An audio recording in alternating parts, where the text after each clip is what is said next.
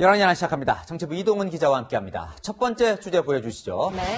자, 대통령이 뭘 하는 데 있어서 걸림돌이 있나 보네요. 네, 바로 개각입니다. 개각. 자, 12월쯤에 개각할 거다 이런 얘기들이 나오고 있는데 네. 개각에 걸림돌이 있습니까? 네, 걸림돌은 인사청문회입니다. 그제 문재인 대통령이 시정 연설을 하기 위해서 국회를 찾았죠.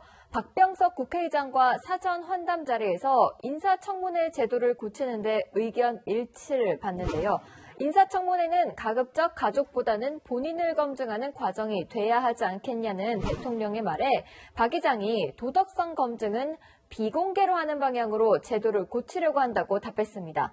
문 대통령도 그 부분이 반드시 개선됐으면 좋겠다고 했고요. 이 후보자에 대한 도덕성 검증을 비공개로 한다는 게 핵심인데요.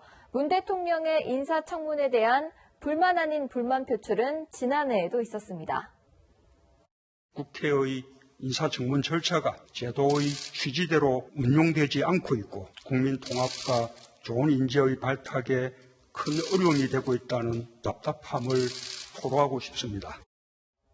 그러니까 저 때가 이 조국 전 장관 인사청문회로 시끄러웠을 때예요. 이 네. 정경심 씨 사모펀드 논란도 있었고요.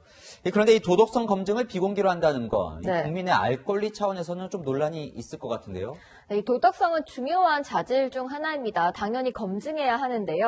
문제는 이 비공개만 강조했지 후보자에 대한 도덕성 검증을 어떻게 제대로 한다는 것인지 제도적인 보완책은 언급하지 않았다는 겁니다. 야당에서는요, 대통령이 장관 임명하는데 걸림돌이 되니 아예 없애버리자는 거라며 비판하고 있습니다. 그런데 국민의힘이 반대를 하더라도 이 민주당이 과반 이상이니까요. 맘만 먹으면 인사청문회법을 고칠 수 있는 거 아닙니까? 물론입니다. 174석 여당의 힘이죠. 그래서 문 대통령의 이 발언이 그냥 지나가는 말이 아니라 실제 실행에 옮기기 위한 것이란 얘기가 나오고 있습니다. 원하는 대로 법을 고치기 전에 견제받지 않은 권력이 얼마나 큰 위험성을 갖고 있는지 한 번 더 생각해 볼 필요가 있겠습니다. 그렇지 않아도요, 문 대통령은 취임 후 지금까지 야당 반대에도 장관급 25명에 대한 임명을 강행했습니다. 네, 다음 주제 보겠습니다. 네. 자, 국회 안에 권총. 이 국회에 누가 권총을 갖고 들어갔습니까? 네, 문 대통령이 국회를 찾았을 때 당시 대통령 경호원들이 총을 갖고 있었습니다. 경호원에게 몸수색까지 당한 주호영 국민의힘 원내대표가 단단히 화가 났습니다. 신성한 의사당 안에 의원들을 못 믿어서 그런지 모르겠습니다만 차후에는 그런 일이 절대 있어서는 안 될 거라고 생각합니다.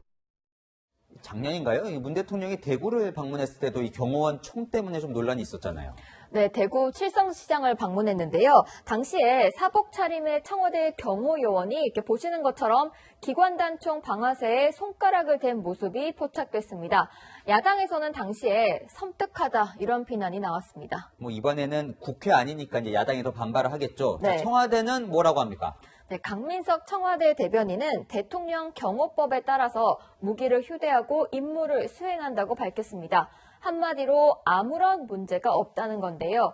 대통령 경호처 관계자에게 물어봤더니 이명박 박근혜 전 대통령이 국회를 찾았을 때도 경호원들이 권총을 갖고 있었다고 합니다. 야당이 자신들을 무시한다는 이유에서 발끈하고 있는데요. 이렇게까지 계속 문제 삼을 일인지는 잘 모르겠습니다. 오늘의 열왕야랑은 이제 그만으로 정해봤습니다.